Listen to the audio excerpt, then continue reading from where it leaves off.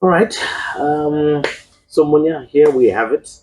Nominations are out for NAAZ, and it looks like Mr. Tendai Tagara is getting back into it. So maybe just your general thoughts as to why you think maybe he's coming in uncontested, and maybe generally what he has done well in the last 4 years that would cause people to actually have confidence in his leadership. Okay, so you'd realize that for the purposes of background, Mr. Tendai Tagara didn't just wake up as a president. He progressed as a coach from level 1 up to level 4, up to the highest level of coaching, and then he became a lecturer. So what he has done fundamentally is he has used his own qualifications to empower other coaches. I'm one such beneficiary of that because I did the World Athletics Level 1 coaching course under him, as well as the World Athletics Level 2, also facilitated by him as one of the co-facilitators. So you'd realize that in the past 4 years, particularly, there's been a drive of empowering coaches with the World Athletic Standard qualification. And that right there, it has been cascaded not only to people in Harare. The courses were being held in Bulawayo mainly. There was one in Harare, but you'd realize that almost all the provinces in the country, they benefited from that. So much so that at this present moment in time, if you go to any province, there is a qualified world athletics coach, if not 10 or so. And you'd realize that he's also facilitated technical officials courses, which then raise the standard of events in at grassroots level. I'm talking about schools and provinces. So because of that progression right there of empowering people, it has then instilled confidence in the provincial bodies to say there's potentially more that he can offer. And then on the performance side of the sport, you'd realize that in 2022, Isaac Mpofu was 10th in the world at the World Championships, which is a major achievement, and he broke the national record. But this was because they had been in training camp before in the build up to that event. He was also there in person and he was also helping. And then Isaac Mpofu, needless to say, he was in the Olympics. And then you'd realize in 2023, we had Tapio Nashimakarao and a few marathon runners at the Olympics. So you'd realize that Zimbabwe generally over the years has been represented at the global stage. This year alone, we had two finalists in the 200 meters, something that has never happened before.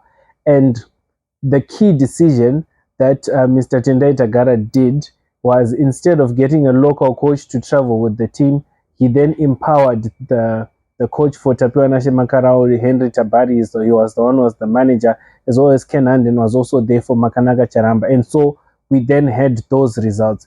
So I think that the results is the summary of my feedback, to say generally, if you look at his progression as a leader, there are tangible results.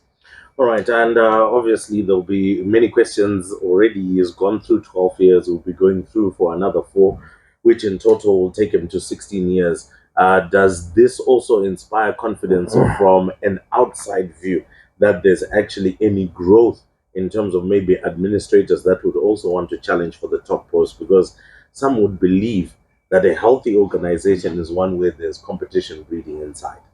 Okay, so what it's a great question, because like what you're saying, there's always the issue of succession. I mean, a former NAAZ president, Robert Mutsauki, he only served for 4 years in the NAAZ, and then the year before he left, he declared that you guys need to look for a successor.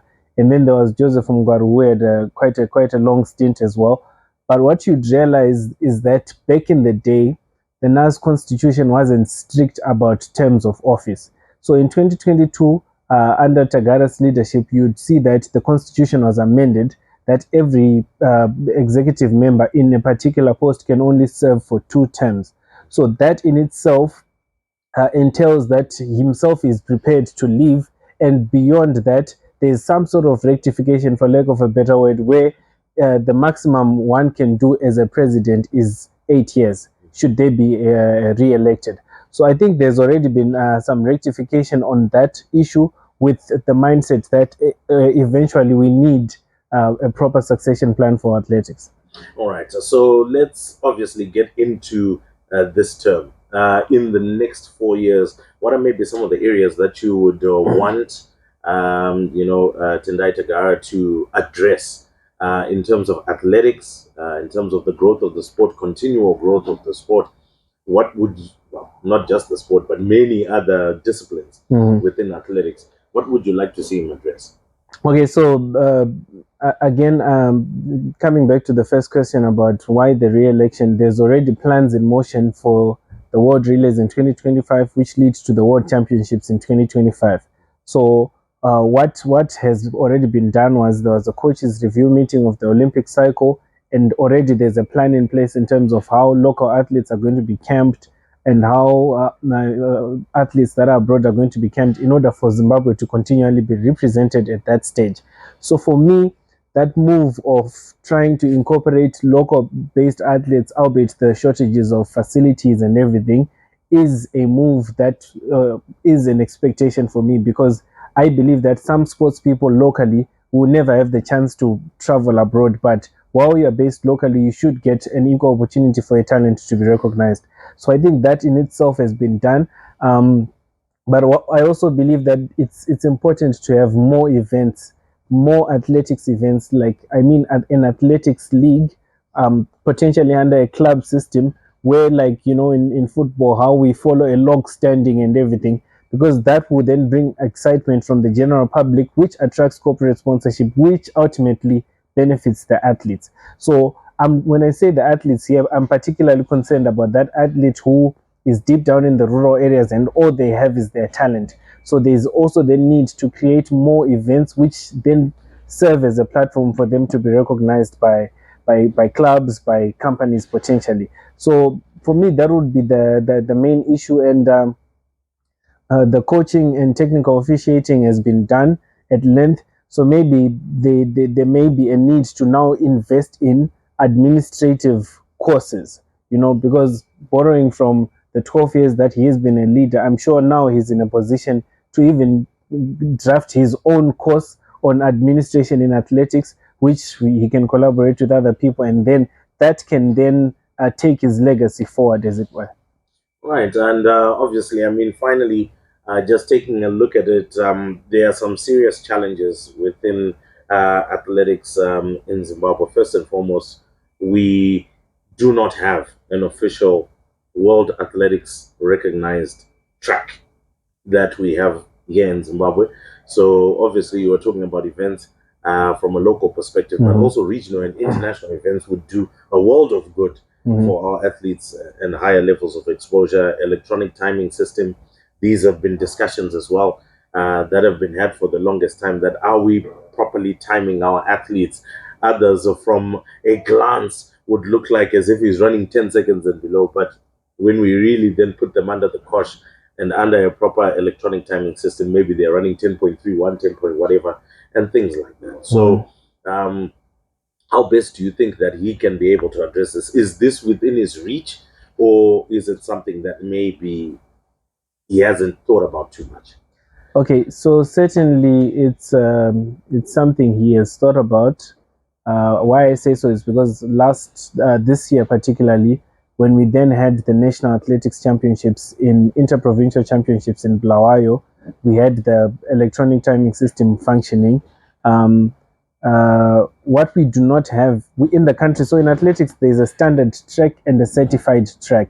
Those are two different things. The standard track is in dimensions. The certified track is in the quality, right? So what we do not have at the present moment is a certified track. And like what you've indicated, it then speaks to the validity of our results in general. So that is a conversation to be had. That is a project to be undertaken. To be honest with you, at a standard certified athletics track, we're talking $500,000 and beyond. So that is a major project. So I'm just hoping, from him, I think the best bet would be to also advocate for the sport. I know the National Sports Stadium is being renovated, and that is one facility that has a standard track that needs to be certified.